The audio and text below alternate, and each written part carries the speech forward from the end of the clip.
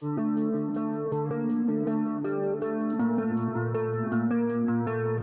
一集我哋講到俄羅斯聖彼得堡嘅冬宮，咁有冬宮又點會冇夏宮呢？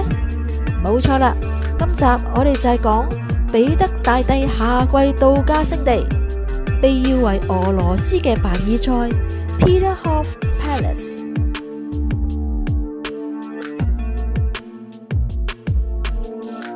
佢係以華麗嘅巴洛克建築同埋壯觀噴泉聞名。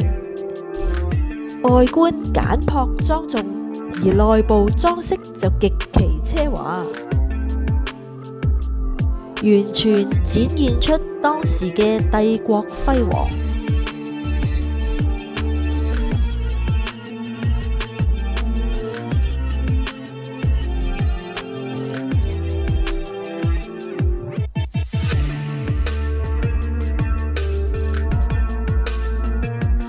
呢個夏宮嘅花園景觀分為上花園同埋下花園。下花園係擁有過200座嘅噴泉，好似金色大瀑布同埋參孫噴泉，純靠地勢運作，而夏季係最壯觀嘅。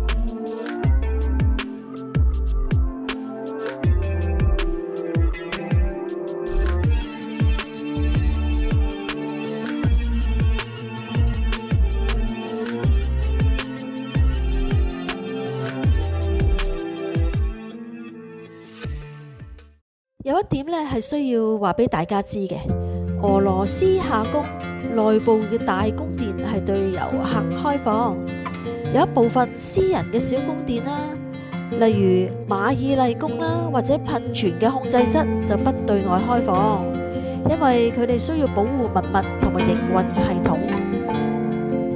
而佢嘅內部有30多個房間係展示沙皇嘅生活，近年亦都對外開放。不過旺季係需要排隊購票，但係注意翻一點，就係內部係禁止拍照嘅。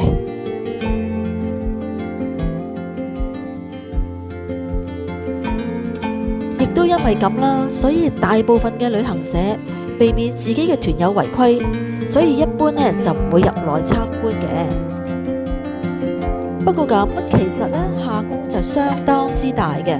佢嘅佔地大概係6個香港嘅迪士尼，所以遊客其實行上花園同埋下花園已經足夠。